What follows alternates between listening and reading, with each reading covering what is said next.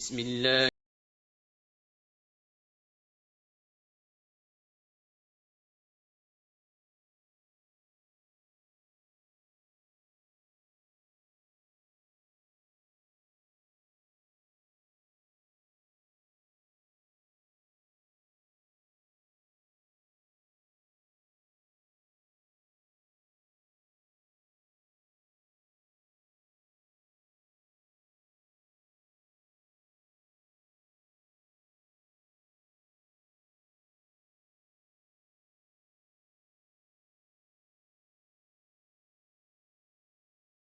اعوذ بک من همزات الشیاطین واعوذ بک رب ان یحضرون بسم اللہ الرحمن الرحیم الحمد للہ وسلام علی عباده الذین اصطفى ولعنۃ الدائمۃ الباقیۃ علی اعدائهم اجمعین من الآن الی قیام یوم الدین اما بعد اوصیکم ونفسی بتقوی اللہ وقال علی بن ابی طالب علیہم الصلاۃ والسلام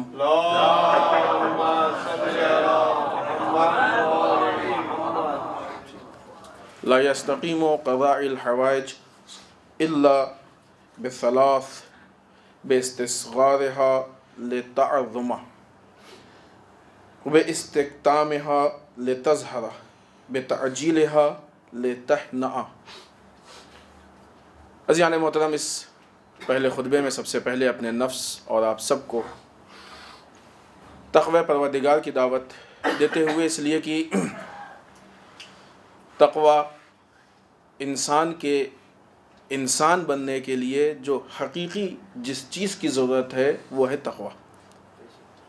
خداوند متعال نے انسان کی شکل کو بنایا ہے، انسان کے جسم کو بنایا ہے، پھر اس کے بعد اس سے کہا کہ ہم نے تم کو اختیار دیا، تم چاہو اچھے راستے کو اختیار کر لو، چاہو برے راستے کو اختیار کرو، تم کو ہم نے اختیار دے دیا۔ اچھا راستہ بھی بتا دیا ہے کہ اچھا راستہ یہ برا راستہ ہے، تم اگر اچھے راستے کو اختیار کرو گے تو اچھے بن جاؤ گے، برے راستے کو اختیار کرو گے تو برے بن جاؤ گے۔ جو اچھے راستے کو اختیار کرتے ہیں وہ پھر اتنے اچھے بنتے ہیں کہ انسانیت کا جو اصل مقام ہے اس کو حاصل کر لیتے ہیں۔ مقام انسانیت کیا ہے؟ انسان کامل اشرف المخلوقات، یعنی خدا کی جتنی مخلوقات ہیں ان میں سب میں اشرف، سب سے بہتر، پھر یعنی اتنا افضل ہوتا ہے کہ فرشتوں سے بھی افضل ہوتا ہے نا۔ ہم کو یہ نہیں کہنا چاہیے کہ ہم فرشتے جیسے ہو جائیں، فرشتوں کو کہنا چاہیے کہ ہم انسانوں کے جیسے ہو جائیں، کیونکہ خدا نے ہم کو اشرف بنایا ہے نا، ان کو تھوڑی اشرف بنایا۔ لیکن کس چیز نے ہم کو اس لائق اس جگہ پہنچایا کہ ہم کہیں کہ ہم فرشتوں جیسے ہو جائیں؟ یہی جو ایک انسانیت والا سسٹم تھا، اس سسٹم کو جو ہم نے نہیں اپنایا، کہ خداوند متعال نے ہارڈ ویئر بنا کے دیا، اس میں صلاحیت دی کہ دیکھو دو طرح کے سافٹ ویئر ہیں، ایک وہ ہیں کہ جو تمہارے پروگرام کو اچھی طریقے سے چلائیں گے، اور ایک وہ ہیں کہ جو وائرس ہے۔ ہماری پرابلم یہ ہے کہ ہم اچھے پروگرام چھوڑ کے خالی وائرس اس میں ڈالتے جا رہے ہیں۔ اگر انسان صحیح پروگرام ڈال لے تو اسی کا نام ہے تقوی پروردگار۔ پھر وہ انسان کو اتنا خوبصورت بنا دے گا کہ دنیا تو دنیا، فرشتے بھی اس کو دیکھ کے اشش کریں گے کہ واہ کیا مخلوق خدا نے بنائی ہے، کیا بہترین چیز ہے۔ لیکن کب ہے؟ یہ اس وقت ہے کہ جب انسان اس تقوی الہی کو اختیار کرے گا جو خداوند متعال نے انسان کو کمال کے لیے عطا کیا ہے، وہ ہمارے ہاتھ میں، وہ ہمارے اختیار میں۔ لہٰذا تقوی پروردگار اس نظام اور سسٹم کا نام ہے کہ جو انسان کو اس کے مقام تک پہنچاتا ہے، یعنی فرشتوں سے بھی افضل بنا سکتا ہے، بشرطے کہ انسان اس پہ عمل کرے، اور جسے دوسرے لفظوں میں کہہ سکتے ہیں کہ انسان کو انسان کامل بنا سکتا ہے۔ انشاءاللہ ہم کسی ہفتے یہ بھی بتائیں گے کہ انسان کامل کس اعتبار سے۔ آئیے سب سے پہلے، جیسا کہ ہم نے 2 ہفتوں سے گفتگو شروع کی ہے، علیکم السلام، قرآن مجید کی روشنی میں مومنین کی صفات، یعنی متقین کی صفات، اگر ہم ان صفات کو اپنا لیں تو یقیناً ہم تقوی کے مراحل تک پہنچ سکتے ہیں۔ پچھلے ہفتے ہم نے جو بات پیش کی تھی، اس کے بعد خداوند متعال مومنین کے صفات میں کہہ رہا ہے وَالَّذِينَ هُمْ عَنِ اللَّغْوِ مُعْرِضُونَ۔ مومنون وہ مومن کہ جو فلاح پا جاتے ہیں، جو کامیاب ہو جاتے ہیں۔ کون مومن؟ ان مومن کے لیے قد افلح، گفتگو شروع سے ذہن میں رہے، وہ لوگ کی جو مومنین میں سے، قد افلح المومن، وہ لوگ کی جو مومنین میں سے فلاح پا جاتے ہیں، کمال تک پہنچ جاتے ہیں۔ کون لوگ ہیں؟ پچھلے ہفتے بات ہوئی تھی کہ نماز میں خشوع کو اپناتے ہیں، خشوع سے نماز پڑھتے ہیں۔ اس ہفتے ہماری بات ہو رہی ہے کہ والذین، وہ لوگ، ہم عن اللغو معرضون، یہ وہ لوگ ہیں کہ جو لغو سے اعراض کرتے ہیں۔ آپ کو شاید عجیب لگے کہ ترجمہ ہی کیا لغو سے اعراض کرتے ہیں، دونوں معنی تو آئی تھی کہ دونوں لفظ، اس لیے کہ دونوں معنی وہ ہیں کہ جن کے وضاحت کی ضرورت ہے۔ اعراض کا مطلب یہ نہیں کہ بالکل چھوڑ دیں، یعنی اپنے آپ کو بچائیں، اس سے پرہیز کریں، بچ کے اس سے چلے، بالکل مکمل چھوڑ دینا نہیں ہے، بلکہ لیکن کوشش کریں اس سے بچنے کی، جتنا زیادہ ہو سکے اتنا بچے، اس سے کہتے ہیں اعراض۔ لغو کسے کہتے ہیں؟ لغو بیکار چیزوں کو کہتے ہیں، بے فائدہ، غیر عاقلانہ، یعنی وہ چیز کی جو مہمل ہو، چاہے وہ کام ہو یا بات ہو۔ بعض اوقات انسان مہمل بات کرتا ہے، بے معنی بات، غیر عاقلانہ بات، بیوقوفی کی، بیہودہ باتیں، تو اسے کہتے ہیں یہ لغو بات کر رہا ہے، یہ جو بات ہے یہ لغو بات ہے۔ بعض کام ایسے ہوتے ہیں کہ جو کام عقلائی نہیں ہوتے ہیں، عاقلانہ نہیں ہوتے ہیں، بیوقوفی کے ہوتے ہیں، جاہلانہ ہوتے ہیں، بلا وجہ کے ہوتے ہیں، ٹائم پاس ہوتے ہیں، یہ لغو ہے۔ مومنین میں سے فلاح کون لوگ پا جائیں گے؟ وہ لوگ کی جو لغو سے اپنے آپ کو بچانے کی کوشش کریں۔ البتہ یہاں پہ یہ واضح کر دیں کہ یہاں پہ لغو سے مراد، اگر چونکہ اعراض کی بات ہے تو یہ نہیں کہ ایک دم چھوڑ دیں، ٹھیک ہے کوشش کریں جتنا ہو سکے، یہ نہیں کہ چھوڑ دیں کا مطلب یہ نہیں کہ کرنے کے طرف ہم آگے بڑھیں، نہیں، نہ کرنے کی طرف آگے بڑھیں، جتنا بڑھتے جائیں گے اتنے ہی ہمارا ایمان، یا یوں کہا جائے جتنا ایمان بڑھتا جائے گا اتنے ہی ہم لغو سے بچنے کی طرف بڑھتے جائیں گے۔ لیکن دوسری طرف سے کہ یہ جو لغو سے اعراض کریں، اس کا مطلب یہ ہے کہ اس میں حرام اور مکروہ نہیں ہے، بیکار چیزیں، فالتو چیزیں۔ لغو کبھی کبھی نسبتاً ہوتا ہے، لغو کبھی کبھی یعنی بیکار چیزیں کبھی کبھی دوسرے کاموں کی بنسبت ہوتی ہے، یعنی ممکن ہے کہ ایک کام ہے کہ جو بیکار نہیں ہے، ظاہراً لوگ اس کو صحیح سمجھتے ہیں، لیکن چونکہ آپ کے پاس اس سے اچھا کام موجود ہے اس لیے وہ آپ کے لیے لغو ہے۔ کاروبار میں کیسے کرتے ہیں؟ ایک دھندا کریں گے تو اس میں مثلاً 50,000 کا فائدہ ہے، دوسرا کریں گے تو اس میں 80,000 کا پروفٹ ہے، 1,00,000 کا پروفٹ ہے، تو اب اس 1,00,000 کے سامنے، 80,000 کے سامنے وہ 50,000 والا بیکار ہے، لیکن جس کا 30,000 کا پروفٹ اس کے سامنے 50,000 والا بہت اچھا ہے۔ یہی ایک کام ایک آدمی کے لیے بیکار ہے، دوسرے آدمی کے لیے بہت کام کا ہے، بہت فائدے کا ہے۔ لہٰذا اگر ہمارے پاس اس سے اچھی چیز موجود ہے تو یہ بیکار ہے، لغو ہے۔ ہم کبھی غور کریں کہ ہم لوگ گھر میں کتنے لغویات کرتے ہیں۔ سامنے کی مثال، سیریل لغو ہے کہ نہیں؟ کیا کام اس سے، کیا مفاد ہے اس سے؟ کوئی فائدہ ہے اس کا؟ نہیں فائدہ۔ ہاں اگر فائدہ ہو تو ضرور دیکھیں، اگر فائدہ ہے تو ضرور دیکھیں، جیسے نیوز ہے، لیکن پہلے طے کریں کہ فائدہ ہے کہ نہیں ہے، کیا فائدہ ہے۔ خوب اگر فائدہ بھی ہے تو اس میں زیادہ فائدہ ہے، یا آپ مومن ہیں، آپ کے پاس دعائیں ہیں، قرآن ہے، تفسیر ہے، احادیث ہے، نہج البلاغہ ہے، تو مثلا ایک سیریل دیکھنے میں آپ کو زیادہ فائدہ ملے گا، نہج البلاغہ پڑھنے زیادہ فائدہ ملے گا، تو اب اس کے مقابلے میں لغو، یہی کتابیں ہی ہیں۔ ایک چیز آپ پڑھ رہے ہیں کہ جس میں زیادہ علم نہیں ہے، ایک چیز آپ پڑھ رہے ہیں کہ جس میں زیادہ علم ہے، تو اب اس کے مقابلے میں وہ حوض علمیہ قم میں ایک استاد نے ایک طالب علم سے کہا، یہ ایران کی بات ہے کہ وہاں کا ٹیلی ویژن حرام چیزوں سے پاک، کوئی بات چلی، اس نے کہا ہم ٹی وی دیکھ رہے تھے، تو کہا ٹی وی دیکھتے ہو طالب علم ہو گئے؟ تو کہا ٹی وی تو جائز ہے نا، کوئی مشکل تو نہیں ہے، جائز۔ کہا جائز ہے لیکن وہ ٹیلی ویژن عوام کے لیے ہے، طلاب کے لیے نہیں ہے، تمہارے لیے لغو ہے، کیونکہ تمہارا جو مقصد ہے، تمہارا کام ہے، وہ اس سے اہم ہے، تمہارے پاس اس سے بڑی بڑی چیزیں موجود ہیں، کیونکہ وہاں اکثر ٹیلی ویژن میں اس طرح کے پروگرام آتے ہیں جو انسان کی تربیت کے لیے ہوتے ہیں، انسان کے لیے مفید ہوتے ہیں، لیکن وہ بھی اس کے لیے لغو ہے۔ کیوں؟ اس لیے کہ اس کے پاس اس سے اچھے کام موجود ہیں، اس سے بڑے کام موجود ہیں، لہٰذا یہ اس کے لیے لغو ہے، بیکار۔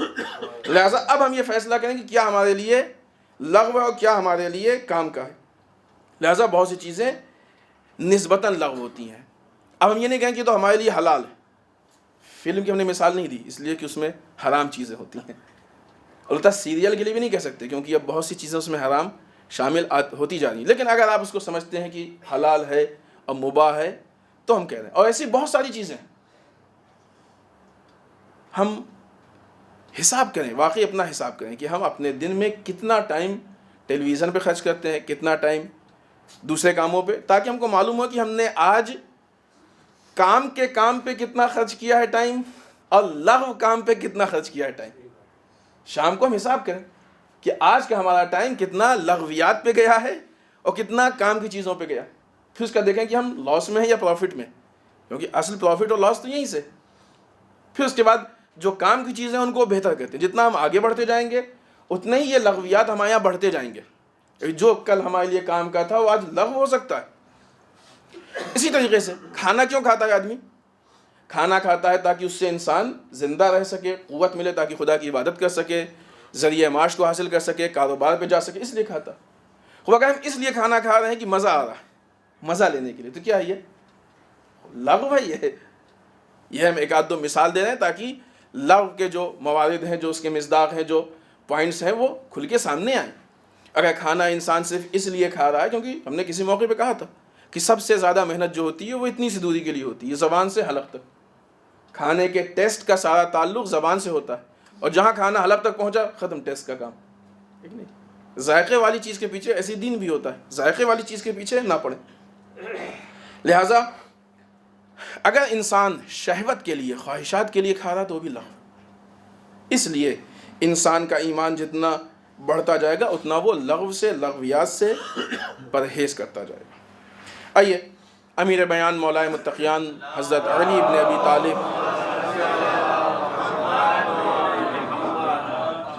علیہ الصلوۃ والسلام کا قول جو ہم نے آپ کی خدمت میں پیش کیا. ہمیشہ کی طرح اطلاع عرض ہے کہ آج جو ہم قول پیش کر رہے ہیں وہ جو یہاں پہ ہندوستان میں عام طور سے نحن اللہ کا پرنٹ ہوتی ہے, اس میں یہ 101 نمبر کا ہے. اور چونکہ سلسلے وار ترتیب سے یہ گفتگو چل رہی ہے, لہٰذا 100 قول امام کے کلمات قصار آپ سن چکے ہیں. کتنے یاد ہیں وہ آپ جانیں, 100 سن چکے ہیں. آج آپ 101 نمبر کا کلمہ سن رہے ہیں. مولا اس میں فرماتے ہیں کہ حاجت روائی, چاہتے ہیں نا حاجت پوری ہو جائے, کیا کیا کرتے ہیں اس کے لیے کہ ہماری حاجت پوری ہو جائے. جب انسان کوئی بھی کام کرنا چاہے, کوئی بھی حاجت اپنی پوری کرنا چاہے, کچھ بھی چاہے کہ یہ ہمارا کام پورا ہو جائے, تو اس کے لیے 3 چیزیں اہم ہیں. یعنی 3 چیزوں کے بغیر حاجت روائی, حاجت کا پورا ہونا, کام کا پورا ہونا ممکن نہیں ہے. یہ 3 چیزیں اس میں اہم ہیں. سب سے پہلی چیز کہ انسان اپنے عمل کو چھوٹا سمجھے تاکہ وہ بڑا قرار پا جائے. پہلے ہم تینوں کو پوائنٹ بتا دیں, تینوں پوائنٹ, پھر اس کے بعد ایک ایک کر کے وضاحت کریں. دوسری چیز, اسے پوشیدہ طور پہ انجام دے, جو بھی کام کرے اس کو چھپا کے انجام دے تاکہ وہ خود ظاہر ہو جائے. یعنی کام اظہار کرے کہ آپ نے کیا, آپ نہیں اظہار کرے. دوسری چیز. تیسری چیز, اسے جلدی پورا کرے تاکہ خوشگوار معلوم ہو, یعنی اچھا لگے. آئیے پہلی چیز کہ عمل کو چھوٹا سمجھے تاکہ وہ بڑا بن جائے. دیکھیں انسان کرنے کے حساب سے کوئی کام, کسی کام کو چھوٹا مت سمجھے کرنے کے حساب سے.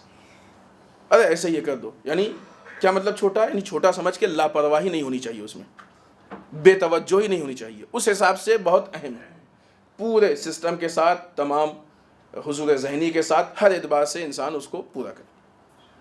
لیکن کسی کام کو کر کے یہ مت سمجھے کہ ہم نے تو بہت بڑا کام کر دیا, فلاں پہ احسان کر دیا, ہم نے تو بہت بڑا نماز صبح پڑھ لی, بہت بڑا کام کر دیا. کتنے لوگ پڑھے سو رہے ہیں, ہم جاگ کے مسجد میں آئے, ہم نے نماز پڑھی, خدا کے بہت نزدیک. کیا کیا ہم نے؟ خدا نے اتنا سب کچھ, ساری نعمتیں دی ہیں, اسی کی نعمتیں استعمال کر کے 10 منٹ 20 منٹ 1 گھنٹہ اس کے لیے خرچ کر دیا. کون سا بڑا کام کیا؟ کیوں ان کو دیکھتے ہیں جو نہیں پڑھ رہے ہیں؟ کیوں ان کو نہیں دیکھتے ہیں جو پوری رات عبادت کر رہے ہیں؟ وہ بھی تو ہے نا. عبادتوں میں کیوں اپنے سے پست کو ہم دیکھتے ہیں, اپنے سے بلند کو کیوں نہیں دیکھتے؟ وہ بھی تو ہے کہ جو نماز شب پابندی سے پڑھتے ہیں, وہ بھی تو ہیں جو راتوں میں دعائیں پڑھتے ہیں, گڑ گڑاتے ہیں. لہٰذا کسی کام کو بڑا مت سمجھیں. نماز شب بھی پڑھنے میں بڑا نہیں, ہم تو بس نماز شب پڑھ رہے ہیں, ہم تو روز 51 رکعت نماز پڑھیں. کوئی ٹھیک ہے, کوئی بہت بڑا کام نہیں کر رہے ہیں. اس لیے کہ نہیں نماز کو ہلکا سمجھیں, نہیں, اپنے کام کو ہم نے بہت بڑا کام. اسی طریقے سے دوسرے کام بھی, کسی کی ہیلپ کر دی, کسی ادارے کی ہیلپ کر دی, ہے نا. آج کل اگر انسان کبھی کسی ادارے کو کچھ دے دیتا ہے تو پھر چاہتا ہے کہ اس کو ایک الگ کوٹے میں رکھا جائے, VIPs میں, ڈونر میں سے ہیں ہم لوگ. یہ سب اصطلاح ہیں, آپ ہی لوگ سنیے, نہیں معلوم. ہماری رسپیکٹ ہو. کیوں؟ اس لیے کہ ہم نے اتنا بڑا کام کیا, اس ٹائم اتنا ان کا کام پھنسا ہوا تھا, ہم نے حل کیا. ہم نہ ہوتے تو نہیں ہوتا. خدا سمجھ لیا اپنے آپ کو, خدا نے آپ کو وسیلہ بنایا, کسی اور کو بنا سکتا تھا. یہ آپ کی خوش قسمتی ہے کہ خدا نے آپ کو وسیلہ بنایا. بدبختی ہوتی کسی اور کو خدا وسیلہ بناتا. تو کبھی بھی انسان یہ مت سمجھے کہ ہم نے بہت بڑا کام کیا ہے. کیونکہ جو پورا نظام چل رہا ہے اسلام کا، جو پورا سسٹم چل رہا ہے، اس کو دیکھتے ہوئے ہمارا کام ایک ذرے کے برابر بھی نہیں ہے۔ جو پورا سسٹم چل رہا ہے اس کو دیکھتے ہوئے ہمارا کام ایک ذرے کے برابر بھی نہیں ہے۔ واقعی وہ لوگ جنہوں نے سب کچھ کیا، علماء میں بھی ویسی مثال پائی جاتی ہیں، معصومین تو خیر بات ہی الگ ہے، انہوں نے کبھی اپنے کام کو بڑا نہیں سمجھا ہے، تو ہم کیسے سمجھ سکتے ہیں؟ ہماری مثلا حیثیت ہی کیا ہے؟ دیسی زبان میں کہے تو ہماری اوقات ہی کیا ہے؟ کیا کر رہے ہیں ہم؟ بہت اچھا کام کیا، بہت اچھی بات کہہ دی، کچھ نہیں کیا، اصلا نہ کے برابر ہے یہ، کیونکہ جو ضروریات ہیں، جو تقاضے ہیں، جو ہماری ذمہ داری ہے، خود انسان اپنی ذمہ داری کو پہچانے۔ جو ہماری ذمہ داری ہے ان سب کو دیکھتے ہوئے علماء نے پوری جمعیت کی صلاح کی، اس کا کہا کہ ہم نے تو کچھ نہیں کیا، جو کچھ کیا خدا نے کیا، ہماری خوش قسمتی تھی۔ امام خمینی کا نظریہ یہی ہے، امام خمینی کے انقلاب سے، ایران کے انقلاب سے پوری دنیا اسلام میں فرق پڑا، صرف شیعہ نہیں، دنیا اسلام میں، اور دوسری قوموں کو اسلام سے خطرہ محسوس ہونے لگا ہے، اسلام کو محفوظ کیا ہے، بہت کچھ ہے، وہ سب باتیں پڑھنے کا موقع نہیں، اس کے باوجود کیا خدا نے کیا، ہم نے کچھ نہیں کیا۔ ہم نے وہ پیش کیا تھا نا کہ جب وہ آئے تھے پارلیمنٹ کے ممبرس، انہوں نے کہا کہ آپ نے یہ کیا، آپ نے اصل بات کاٹ دی، کیسا نہ ہو کہ ہم باور کر لیں کہ ہم نے کیا، جبکہ واقعی انقلاب ظاہراً تو وہی لائے تھے، لیکن نہیں، سب خدا کا کیا ہوا ہے۔ سب سے بڑا انقلاب سید الشہداء کا آپ امام حسین سے پوچھئے کہ امام حسین نے کہا کہ ہم نے اتنا بڑا کام کر دیا، ہم نے یہ کر دیا، بلکہ امام حسین کے اقوال سے یہی ہے کہ ہم تو صرف اپنی ایک ذمہ داری پوری کر رہے ہیں۔ کوئی ایسا نہیں کہ کسی پہ جناب ابو طالب کی، جن کو ہم لوگ محسن اسلام کہتے ہیں، ان کا لقب ہی محسن اسلام ہے، خود ابو طالب سے پوچھئے کہ حضرت ابو طالب کیا آپ اس بات کو قبول کرتے ہیں؟ وہ خود نہیں کہیں گے کہ ہم محسن اسلام ہیں، بلکہ وہ کہیں گے اسلام کا ہم پہ احسان ہے کہ اس نے ہم کو سعادت بخشی۔ لہٰذا پہلی چیز یہ کسی بھی کام کے مکمل ہونے میں کہ انسان اپنے کام کو، کیونکہ اگر انسان اپنے کام کو بڑا سمجھتا ہے تو پھر اس کے اندر تکبر آ جاتا ہے، گھمنڈ آ جاتا ہے، دوسرے کام رک جاتے ہیں، مشکلات پیدا ہو جاتی ہیں، پھر انسان بجائے آگے بڑھنے کے پیچھے آنے لگتا ہے، بہت سی چیزیں ہیں، بہت سی رکاوٹیں پیدا ہوتی ہیں۔ لہٰذا کام کے پورا ہونے کے لیے اہم ترین چیز یہ ہے کہ انسان کبھی بھی اپنے کام کو بڑا نہ سمجھے کہ ہم نے اتنا بڑا کام کر دیا، یہ وہ۔ اس کا طریقہ کیا ہے؟ شاید اتنی دامن وقت میں گنجائش نہیں، لہٰذا ہم اب اسی پہلے پوائنٹ پہ بات ختم کرتے ہیں، انشاءاللہ اگلے ہفتے باقی کے 2 پوائنٹ آپ کی خدمت میں ہم پیش کریں گے۔ اس کا طریقہ کیا ہے کہ کیسے انسان اپنے نفس پہ کنٹرول کرے؟ سمجھتا ہے انسان کہ ہم نے بڑا کام کیا، ہوتا ہے بعض اوقات لگتا ہے۔ سب سے پہلی چیز کہ ہمیشہ بڑے کاموں کو دیکھیں، اپنے سے بڑے کاموں کو۔ مثلا آج اگر ہم یہ آپ کے سامنے 2 لفظ بول رہے ہیں تو ہم دیکھیں کہ پوری دنیا میں ضرورت ہے، تو ہم تو اس کے سامنے یہ یہاں پہ اتنے کچھ 100 لوگوں کے ساتھ کیا ہے، چھوٹا سا کام، واقعی چھوٹا ہے، بلکہ حقیقت حال تو یہ کہ چھوٹا کہنے لائق بھی نہیں ہے، حقیقت حال تو یہ ہے کہ چھوٹا کہنے کے لائق بھی نہیں ہے، اتنا چھوٹا ہے۔ تو جب انسان بڑے کاموں کو دیکھے گا تو پھر معلوم ہوگا کہ ہمارے کام کی حیثیت کیا ہے۔ ایک انسان اپنی ذمہ داریوں کو پہچاننے کی کوشش کرے کہ ہماری ذمہ داریاں کیا ہیں۔ جب انسان ذمہ داریوں کو واقعی پہچانے، انصاف سے پہچانے، یہ نہیں کہ پارٹی بازی سے پہچانے، انصاف سے، یہ باتیں واضح ہو چکی، پارٹی بازی ہم کیسے کرتے ہیں، اپنے نفس کے متعلق بہت پارٹی بازی کرتے ہیں، اپنی بات سب اچھی، دوسرے کی سب خراب۔ لہٰذا جب انسان انصاف سے قوم کی ضروریات کو پہچانے گا تو محسوس کرے کہ قوم کی تو اتنی ضروریات ہیں، قوم کو اسکول بھی چاہیے، قوم کو ہاسپٹل بھی چاہیے، قوم کو کالج بھی چاہیے، قوم کو نیوز پیپر بھی چاہیے، قوم کو میگزین بھی چاہیے، بہت سارے چینلز چاہیے، یہ چاہیے۔ ہم کیا کر رہے ہیں؟ ایک 40 منٹ کا خطبہ، کیا ہے؟ ایک ذرہ بھی نہیں اس کے برابر۔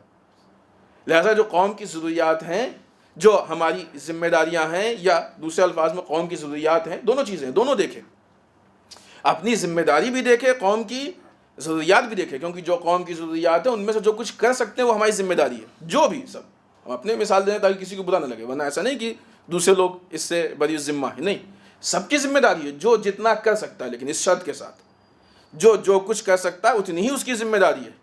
ہم آپ کے سامنے خطبہ کہہ سکتے ہیں، اتنی ہماری ذمہ داری ہے، اب مسئلہ اجتہاد کر کے بیان کرنا یہ غصب ہے، یہ غلط ہے، لہٰذا آپ بھی جتنا کر سکتے ہیں اتنی ہی آپ کی ذمہ داری ہے۔ لہٰذا انسان قوم کی ضروریات کو دیکھے، ضروریات دیکھنے کے بعد پھر اپنی ذمہ داری کو محسوس کرے۔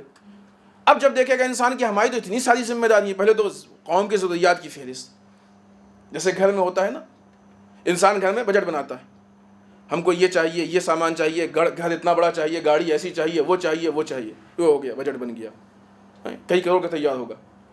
پھر اس کے بعد انسان دیکھتا ہے کہ اب اس کے مقابلے میں ہم کر کیا سکتے ہیں، جتنی صلاحیت اتنی تو کرے گا۔ اب اس حد تک اس کی ہو گئی ذمہ داری۔ اب جب یہ کر رہا ہے پھر اس کے بعد اس نے وہ مہیا کرنا شروع کیا۔ یک بارگی نہ گھر ہو جائے گا، نہ گاڑی ہو جائے گی، نہ وسائل ہو جائیں گے، آہستہ آہستہ، چاہے وہ لون پہ لے، چاہے جیسے لے، دھیرے دھیرے۔ اب یہ اس کی ایکٹیویٹی ہوئی۔ اب جب یہ دونوں کے توازن کرے گا، دونوں کا مقابلہ کرے گا، تقابل کرے گا، تو دیکھا کہ ہم کو چاہیے تو یہ سب تھا، اور آج ہم نے مثلا کمایا ہے 10,000، تو ان کروڑوں کے مقابلے میں 10,000 تو کچھ نہیں۔ ایسے انسان دیکھے تو بہت اچھا ہے 10,000۔ ایک آدمی دن میں 100 کماتا ہے، ایک آدمی دن میں 1000 کماتا ہے، ایک آدمی دن میں 500 کماتا ہے، اس کو دیکھ کے 10,000 بہت ہے۔ لیکن جو قوم کی ضروریات ہے اور ہماری ذمہ داری ہے، اس کو دیکھتے ہوئے 10,000 کچھ نہیں۔ اسی طریقے سے جب ہم اسلام کے کام کریں تو نہیں دیکھیں کہ دوسرا تو کچھ نہیں کر رہا ہے، وہ تو بیکار بیٹھا ہے، ہم تو مثلا تقریر کر رہے ہیں، وہ کچھ نہیں کر رہا ہے، کیوں اس کو دیکھیں ہم؟ وہی والی بات نماز والی، ہم یہ دیکھیں کہ قوم کو یہ چاہیے، قوم کی ضروریات یہ ہیں، ہماری ذمہ داریاں یہ ہیں، اس کے مقابلے میں کیا کر رہے ہیں؟ ہم کچھ نہیں کر رہے ہیں۔ جہاں کروڑوں کی ضروریات ہوں وہاں انسان ایک دن میں 10,000 کما رہا ہے، اگرچہ نہیں کماتا ہے عام طور سے انسان، نہیں، مثال دی ہوئی، کیا کر رہا ہے بیچارہ؟ کچھ نہیں کر رہا ہے وہ۔ لہٰذا یہ ہمارا کام بہت چھوٹا سا کام ہو گیا۔ اب نتیجہ کیا نکلے گا؟ جب انسان اس کام کو چھوٹا سمجھ رہا ہے تو بڑے کام کی طرف آگے بڑھے گا۔ اب اس کے ذہن میں ہوگا کہ ہم بڑے کام کی، یہ سب چیزیں ہوتی ہیں، فالو بھی ہوتی ہیں، لیکن مادیات میں فالو ہوتی ہیں، پیسے کمانے میں فالو ہوتی ہیں، دین کے معاملات میں نہیں ہوتی ہیں۔ جب ہم اپنے دنیاوی معاملات کے لیے کرتے ہیں تو کتنا بھی کریں ہمیشہ آگے بڑھنے کی کوشش کرتے ہیں، دین کے مسائل میں تھوڑا سا بھی کر لیتے ہیں، سمجھتے ہیں بہت زیادہ کر لیا۔ نے کسی موقع پہ کہا تھا نا کہ دین میں قناعت نہیں، ہم دین میں قناعت کرنے کی کوشش کرتے ہیں، اور دنیا میں قناعت ہے لیکن وہاں قناعت سے بھاگتے ہیں۔ لہٰذا پہلا پوائنٹ جو مولا فرماتے ہیں وہ یہ کہ ہم اپنے کاموں کو چھوٹا سمجھیں۔ خود یہ انسان کے اندر انکساری پیدا کرتا ہے کہ جس کے ذریعے سے انسان کے ترقی کے راستے کھلنے لگتے ہیں۔ بسم اللہ الرحمن الرحیم، انا اعطیناک الکوثر فصل لربک وانحر ان شانئک هو الابتر۔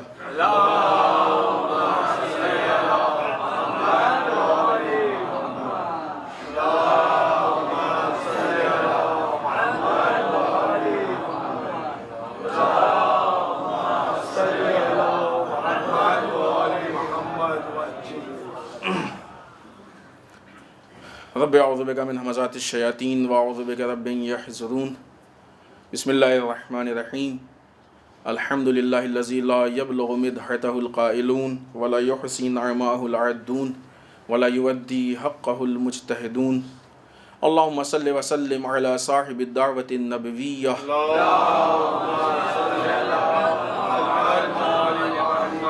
والصولۃ الحیدریہ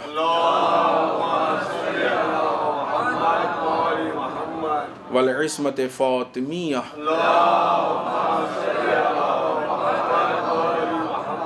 والحلم الحسنیہ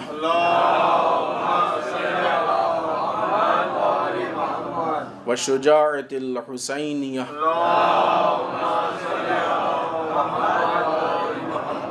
والعبادۃ السجادیہ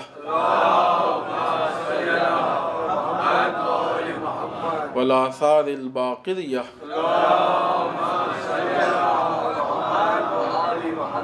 والمأثر الجعفریہ والعلوم الکاظمیہ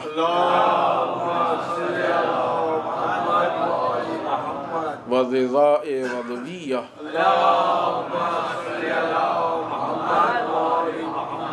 والجود التقویہ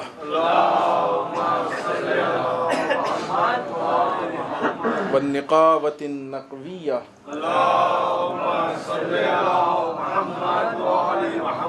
والہیبۃ العسکریہ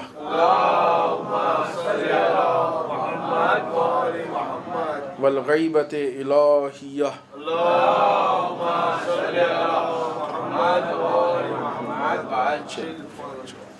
واللعنۃ الدائمۃ الباقیۃ علی اعدائہم اجمعین من الآن الی قیام یوم الدین۔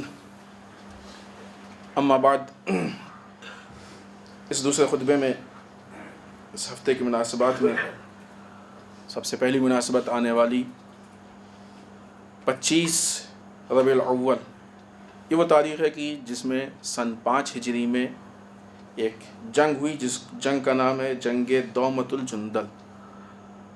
یہ ایک جگہ ہے، چونکہ اس جگہ پہ یہ جنگ ہوئی لہٰذا اس جگہ کے نام سے اس جنگ کا نام پڑا۔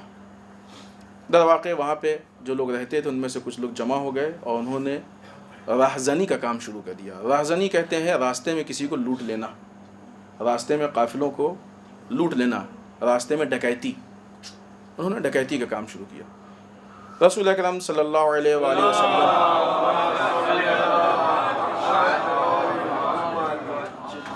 کے پاس شکایت پہنچی، آپ نے لشکر آمادہ کیا اور جا کے اپنا نائب قرار دیا، وہاں گئے، آپ تشریف لے گئے، جا کے ان لوگوں سے جنگ کیا اور اس مسئلے کو کلیئر کیا۔ اس سے متعلق ایک اور چیز ہے خود اس جگہ سے متعلق، جس کا تعلق اس یعنی تاریخ سے نہیں ہے لیکن بہرحال اہم ہے۔ ایک راوی ہیں عبد الرحمن بن ابی لیلہ، یہ کہتے ہیں کہ ہم ابو موسیٰ اشعری کے ساتھ، ابو موسیٰ اشعری کا نام آپ نے سنا، صفین کے حکمین میں سے جو فیصلہ کرنے والے 2 لوگ تھے، ان میں سے ایک ابو موسیٰ اشعری اور ایک عمر عاص۔ ابو موسیٰ اشعری کہنا ہے، یعنی عبد الرحمن کی روایت ہے کہ ابو موسیٰ اشعری کے ساتھ اسی دومت الجندل سے گزر رہے تھے، تو ابو موسیٰ اشعری نے کہا کہ ایک بار ہم رسول کے ساتھ یہاں پہنچے تھے، ہم یعنی ابو موسیٰ اشعری رسول خدا صلی اللہ علیہ وآلہ وسلم کے ساتھ۔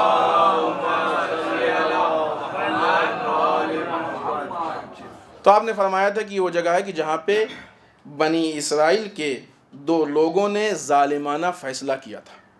یہ وہ جگہ ہے کہ جہاں پہ بنی اسرائیل کے 2 لوگوں نے ظالمانہ فیصلہ کیا تھا، اور عنقریب ہماری امت کے بھی 2 لوگ ظالمانہ فیصلہ کریں گے۔ اور جب یہ قضیہ صفین والا ہو گیا تو عبد الرحمن کو یہ بات یاد تھی، لہٰذا عبد الرحمن نے ابو موسیٰ اشعری کو یاد دلایا۔ لیکن جب انسان کا ضمیر مر جاتا ہے، دل مر جاتا ہے، تو پھر اس کو واعظ و نصیحت سمجھ میں نہیں آتی ہے۔ آج بھی ایسا ہی حال ہے۔ دوسری مناسبت اس ہفتے کی یہی 25 ربیع الاول ہے۔ یہ وہ تاریخ ہے جس دن سبط اکبر شہزادہ امام حسن علیہ السلام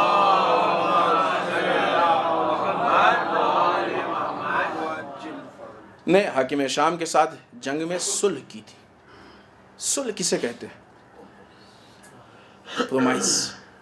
کیا حالت ہوتی ہے؟ یعنی جو ہم جنگ کر رہے ہیں، جنگ بند کیے دے رہے ہیں، یہ ہمارے درمیان یہ چیزیں ہیں، ان چیزوں پہ ہم آپس میں سگنیچر کر رہے ہیں، ایگریمنٹ کر رہے ہیں، اور اس کے ساتھ ہم مل کے رہیں گے۔ اسی کو تو کہتے ہیں نا صلح۔ اسی کو دوسرے الفاظ میں کہہ لی تو اسی کو اتحاد کہتے ہیں، اگر اسی کو دوسرے الفاظ میں دیکھ لی تو اسی کو اتحاد کہتے ہیں۔ کیوں؟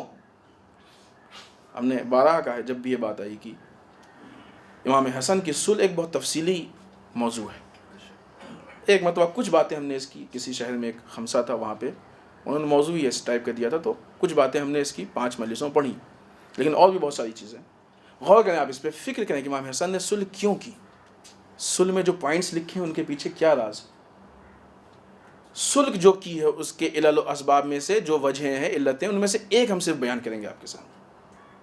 کچھ انٹرنل وجہیں تھیں جس کی وجہ سے امام کو صلح کرنی پڑی، کچھ ایکسٹرنل وجہیں تھیں، یعنی کچھ ایسی چیزیں تھیں جو اندرونی حالات کی بنیاد پہ آپ کو صلح کرنی پڑی، کچھ باہر کے ایسے حالات تھے جس کی وجہ سے آپ کو صلح کرنی پڑی۔ ان میں سے ایک بہت اہم حال یہ تھا کہ روم سے حملے کا خطرہ تھا۔ اس کو ہم نے کسی موقع پہ صرف اشارہ کیا، آج تھوڑی سی وضاحت، کیونکہ خطبے میں اس سے زیادہ ممکن نہیں ہے۔ آپ دیکھیں تو اسلام اس کا نام ہے کہ ادھر رسول نے اسلام کو پیش کیا اور حکومت قائم کی، مستقل آپ پہ جنگیں لا دی گئی، ہے نا، مجبور کیا گیا جنگ کرنے پہ، حملہ کر دیا تو اب ظاہر سی بات انسان جنگ سے کیا ہوتا ہے کہ دونوں طرف کے لوگ کمزور پڑتے ہیں۔ جنگ کرنے سے مالی اعتبار سے بھی کمزور پڑتے ہیں اور انسانی جو مین پاور ہے اس حساب سے بھی کمزور پڑتے ہیں۔ امام علی کی خلافت آئی، امام علی کے بھی آپ پہ بھی جنگیں لا دی گئیں، آپ کو بھی جنگیں کرنے پہ مجبور کیا گیا، لہٰذا اور اسلام کے لیے مسائل پیش آئے۔ ان سارے چیزوں کے بعد پھر اب جب یہ سلسلہ امام حسن علیہ السلام کے ہاتھ میں پہنچا تو یہ پورا بیک گراؤنڈ ہے کہ جس ذریعے سے اسلام کو کمزور کیا جا چکا تھا۔ اب اس جگہ پہ جب خود امام حسن میدان میں حاکم شام کے مقابلے میں کھڑے ہوئے ہیں اور دونوں طرف سے مسلمان لڑ رہے ہیں، تو بہرحال کمزور تو اسلام کو ہی ہونا ہے۔ ایسے حالات میں جب یہ خبر ملی کہ روم حملے کی تیاری کر رہا. اب اگر روم حملہ کر دے گا تو نقصان تو دونوں کا ہوگا, یعنی اسلام کا ہوگا. اب یہ اور بات ہے کہ سامنے والا اس نقصان کو نقصان نہیں سمجھ رہا, کیونکہ وہ وارث اسلام نہیں, یہ وارث اسلام ہے, لہٰذا ان کو فکر ہے بچانے کی. اسی لیے دیکھیں حکمت والے کام وہ کرتے ہیں جو مالک ہوتا ہے. اگر آپ کو یاد ہو, شاید 3 یا 4 سال پہلے ہم نے آپ کو مثال دی تھی, امام علی کے پاس جو قضیہ آیا تھا, 2 مائیں ایک بچے کو لے کے آئی تھی, امام نے کہا کاٹ کے دونوں کو دے دو, اور اس میں سے ایک نے کہا نہیں ہمیں نہیں چاہیے. پوچھا کیوں نہیں چاہیے؟ کہا جب بچہ نہیں تھا تو ہم کیا کریں گے. اس لیے کہ وہ اصل ماں تھی, اس کے لیے ذمہ داری یہ تھی کہ اپنے بچے کو بچا لے جائے. اسلام کا تحفظ اس کے وارثین کی ذمہ داری ہے, لہٰذا وہ لڑنے پہ تیار تھا حاکم شام. لیکن امام حسن نے صلح کا پیغام بھیجا. البتہ یہ الگ بات ہے کہ وہ بھی صلح کرنا چاہتا تھا, لیکن کس بنیاد پہ چاہتا تھا وہ الگ ہے. وہ اس بنیاد پہ نہیں چاہتا تھا, اس کے ساتھ دوسرے مسائل تھے. بہرحال حالات پیدا ہوئے اور صلح ہو گئی. امام حسن نے جو بھی اس کے پوائنٹس لکھے سب پہ اس نے سگنیچر کی اور قبول کر لیا گیا. تو اب ایسے حالات میں کہ جب باہر کی طاقت کے حملے کا خطرہ تھا, اور یہ ایک دم پروف ہے تاریخ میں, معتبر روایات میں بھی ہے, جنگ کے بعد پھر چونکہ روم حملے کی تیاری کر چکا تھا, لہٰذا اس نے اپنا جو خمیازہ جسے کہا جائے نقصان, اس کے طور پہ اچھا خاصا حاکم شام سے پیسہ بھی لیا. لیکن پھر بھی اسلام, اگرچہ دوسری طرف سے بھی یہ بھی معلوم ہے کہ ابھی اسلام اتنا کمزور نہیں ہوا تھا کہ روم حملہ کر کے پورا اسلام تباہ و برباد کر دیتا. اگرچہ بہت سے لوگ کہتے ہیں, بعض لوگ البتہ, لیکن ابھی اسلام اتنا کمزور نہیں پڑا تھا کہ پورا اسلام برباد ہو جاتا. ہاں نقصان ہوتا, لیکن پھر بھی امام نے صلح کی. کیوں؟ اس لیے کہ امامت کی ذمہ داری ہے کہ ہر اعتبار سے اور مکمل اعتبار سے اسلام کا تحفظ کرے, ذرا سا بھی نقصان نہیں ہونے دیں گے. لہٰذا امام نے صلح کر لی. اب مسئلہ یہ کہ جب امام نے صلح کر لی تو اس صلح کی بنیاد پہ بہت سے لوگ امام کے دشمن ہو گئے. آج جب آیت اللہ سیستانی نے کہہ دیا کہ برادران اہل سنت کو اپنا بھائی نہ کہو نفس و جان ہے, تو بہت سے لوگوں نے تقلید چھوڑ دی. ان کو یہ نہیں معلوم کتنی بڑی غلطی کر رہے, برا بھلا کہنا شروع کر دیا ہے کہ نہیں. اسی ٹائپ کے لوگ تھے, انہوں نے امام حسن کو برا بھلا کہنا شروع کر دیا. کیوں ایسا کرنا شروع کر دیا؟ یہ ذہنیت بہت محدود ہوتی ہے, یہ بڑے پیمانے پہ سوچ نہیں پاتے. اصل میں ان کو دشمنی اور دوستی کا معیار ہی نہیں معلوم تھا کہ دشمنی اور دوستی کس معیار پہ ہوتی ہے, کس بیس پہ ہوتی ہے. حتیٰ ان کو یہ بھی نہیں معلوم کہ واقعی دشمن کون ہے, واقعی دوست کون ہے, یا دشمن اور دوست کے بیچ میں کیٹیگری کیا ہے, کون کس معیار کا اور کون کس پیمانے کا دوست اور دشمن ہے. ان کو یہ نہیں معلوم تھا. ایک بہت جلدی, کیونکہ یہ پوائنٹس ہم صرف آپ کی خدمت پیش کرنا چاہتے ہیں, وضاحت کریں گے تو بہت ٹائم جائے گا.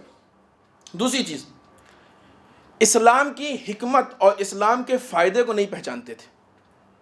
امام حسن نے جو صلح کی کیوں کی؟ اس لیے کہ ان کو کچھ فائدہ ہونے والا تھا. ان کو کیا فائدہ ہونے والا تھا؟ ان کو ذاتی کوئی نعوذ باللہ فائدہ نہیں ہونے والا تھا. امام کا اصل فائدہ یہ تھا کہ اسلام بچ جائے. لہٰذا حکمت تو اسی میں ہے نا, فائدہ اسی میں ہے. لہٰذا امام نے اس حکمت کے تحت, اس فائدے کے تحت صلح کر لی. لیکن ان بیچاروں کو جنہوں نے امام کو برا بھلا کہا کہ انہوں نے صلح کر لیا اور نعوذ باللہ غلط کیا اور بہت کچھ کہا گیا, روایت میں بہت عجیب عجیب الفاظ ہیں جن کو لینا بھی اچھا نہیں لگتا ذکر کرنا ان کا. ایسے ہی آج بھی ہے. آج جو اتحاد کی باتیں ہوتی ہیں وہ صرف اس لیے ہوتی ہیں کہ اس میں اسلام کا فائدہ. ہم نے کسی موقع پہ کہیں کہا ہے کہ اتحاد, یہی لوگ جو کہتے ہیں, بات ہے میں خود اتحاد پہ بات نہیں کرنی ہے لیکن کہتے چلیں, یہی جو بیچارے کہتے ہیں کہ اتحاد نہیں ہو سکتا نہیں ہو سکتا, خود یہ اپنے معاملات میں, مادیات میں, دنیا داری میں اتحاد چھوڑ کے ہم کو دکھائیں.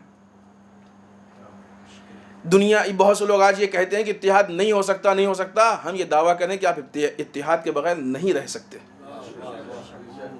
آپ جو کہہ رہے ہیں کہ اتحاد نہیں ہو سکتا, آپ بھی اتحاد کرتے ہیں. بس یہ اور بات ہے, یا اتحاد کو سمجھتے نہیں ہیں یا جھوٹ بول رہے ہیں یا لوگوں کو دھوکہ دے رہے ہیں. کون ہے اتحاد کے بغیر؟ کوئی ایک آدمی آپ کو بتائیے کہ جس نے مثلا برادران اہل سنت میں سے کسی کو سلام نہ کیا ہو, کسی سے ہاتھ نہ ملایا ہو, کسی سے کچھ خریدا نہ ہو, کسی کو بیچا نہ ہو, اس کے یہاں گیا نہ ہو, اس کو اپنے یہاں بلائے. بتائیے آپ, کوئی ایک چیز چھوڑی ہو, سب کچھ کہتے ہیں, کہتے ہیں اتحاد نہیں ہو سکتا ہے. عجیب بات ہے نا, یہ بیوقوف بنانے کی بات ہے. لہٰذا یہ لوگ اسلام کے حکمت اور فائدے کو نہیں سمجھتے کہ اس میں کیا فائدہ ہے, اس میں کیا نقصان ہے. لہٰذا انہوں نے امام کو برا بھلا کہنا شروع کر دیا.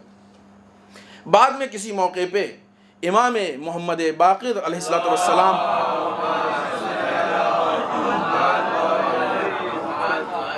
نے اس صلح کی بہت زبردست تعریف کی کہ زمین و آسمان میں ہر وہ چیز کی جس پہ سورج چمکتا ہے, یا جو بھی زمین و آسمان میں ہے, اس سب سے زیادہ اسلام کے لیے مفید امام حسن کی صلح تھی. کیونکہ اب آپ دیکھیں نا اس کے پیچھے جو ریزن آپ کو سمجھ میں آ گیا کہ کتنے بڑے خطرے سے امام حسن اس صلح کے ذریعے سے اسلام کو نکال کے لائے, بچا کے لائے. تیسری چیز یہ بیچارے اس لیے برا بھلا کہہ رہے تھے امام کو کیونکہ ان کو لیڈر کے حقوق اور لیڈرشپ کی اہمیت نہیں معلوم. یہ بھی ایک بہت تفصیلی موضوع اور تفصیلی چیز ہے کہ لیڈر کے حقوق کیا ہوتے ہیں. آپ کو معلوم ہے کہ نماز میں پیش نماز کیا پڑھنے والا, لیکن آپ اس سے قدم آگے نہیں پڑھ سکتے, ہے کہ نہیں؟ یہ لیڈر کے حقوق ہوتے ہیں, اور یہیں سے اسی نماز میں بہت کچھ چھپا ہوا ہے. اگر اس فلسفے کو ہم دیکھیں تو بہت کچھ چھپا ہوا ہے اس میں. خدا اسی نماز سے پورے دین میں لانا چاہے گا آپ کو, لیکن وہ ایک الگ چیز ہے. فلسفہ نماز بھی ہماری گفتگو نہیں ہے. ان کو امام کے لیڈر ہونے کے اعتبار سے ان کے جو حقوق تھے وہ نہیں معلوم تھے. یہ کیا چاہتے تھے کہ لیڈر تو ہے لیکن کرے وہ جو ہم چاہیں. اب لیڈر کہاں ہوا تو نعوذ باللہ نوکر ہو گیا. آج بھی کچھ لوگ ایسے ہی نا کہ مرجع تو ہے ٹھیک ہے لیکن فتویٰ وہ دے جو ہم کو پسند ہو. مرجع کا ہو گیا پھر آپ اپنی توصیل مسائل نکالنے کی زحمت فرمائیں, پھر مرجع کا انتظار کیوں کر رہے ہیں, ہے کہ نہیں؟ لہٰذا ان بیچاروں کو لیڈر کے حقوق اور لیڈرشپ کی اہمیت نہیں معلوم تھی. اسلام کو صحیح جگہ کے بچائے انہوں نے نااہلوں سے لیا تھا. اگر اسلام بیس بنیادی اعتبار سے ان کے پاس مضبوط ہوتا, صحیح جگہ سے لیے ہوتے, تو ہمت ہی نہیں کرتے ایسی. ان کو معلوم تھا کہ امام حسن جو بھی کریں گے اسلام کے لیے کریں گے, اگرچہ وہ معصوم بھی تھے, لیکن اس کے باوجود انہوں نے اعتراض کیا. اس کا مطلب کہ اسلام جہاں سے لیا ہے وہ غلط جگہ سے لیا ہے, نااہلوں سے لیا ہے. جب انسان نااہلوں سے اسلام لیتا ہے تو اسے لگتا تو ہے کہ بہت بڑا دیندار ہے, لیکن اکثر اوقات دین کے لیے نقصان دہ ثابت ہوتا ہے. اگر آج بھی ہم نااہلوں سے اسلام لیں, کہ اگرچہ یہ چیز بہت عام ہو چکی ہے ممبر سے لے کے تعلیمات ایجوکیشن تک, اگر ہم نااہلوں سے اسلام لینے لگیں گے تو بجائے اس لیے کہ اسلام میں کچھ دینے کی بات ہو, قربانی کی بات ہو, ساری باتیں جھاڑ پھونک, دعا تعویذ, جھگڑے, اختلاف, فساد کی ہوگی. تبدیل ہو رہی ساری چیزیں, آہستہ آہستہ تبدیل ہو رہی. اسلام کے منافع و مقاصد کو نہیں پہچان پائے تھے یہ لوگ کہ اسلام کے فائدہ اور نقصان کن چیزوں میں. لہٰذا یہ لوگ, اور بہت سارے ایسے پوائنٹس ہیں, دامن وقت میں گنجائش نہیں کہ ہم آپ کے سامنے پیش کریں. اگلی مناسبت آنے والی 1 ربیع الثانی, یہ وہ تاریخ ہے کہ جس دن قیام توابین ہوا ہے. قیام توابین اس کا پہلے ذکر ہو چکا, آپ جانتے ہیں کہ واقعہ کربلا کے بعد کچھ لوگوں کو بڑا افسوس ہوا کہ ہم نے امام حسین کی نصرت نہیں کی. انہوں نے توبہ استغفار کیا, امام کے قبر پہ گئے اور پھر اس کے بعد قیام کیا. اگرچہ یہ قیام پورے معنی میں کامیاب نہیں ہوا, لیکن بہرحال بعنوان نہضت کامیاب تھا. اگرچہ بعض حکمت کے اعتبار سے چونکہ قیام جناب مختار کی تیاریاں شروع ہو چکی تھی, ان سے کہا گیا تھا کہ آپ انتظار کریں, مل کے قیام کریں تو زیادہ مفید ہوگا. لیکن ان کو اتنی زیادہ اپنے اندر شرمندگی اور وہ محسوس ہوئی تھی, جلدی سے بس قیام کرنا چاہتے تھے, اور کچھ دوسرے عوامل ہو گئے تھے جس کی وجہ سے انہوں نے بہت جلدی قیام کیا اور بہت مفید نہیں رہا. اگرچہ یہ کیا ہوا وہ الگ بات ہے, لیکن ہوا کس بنیاد پہ, ان کو یہ آنکھ ان کی کیسے کھلی؟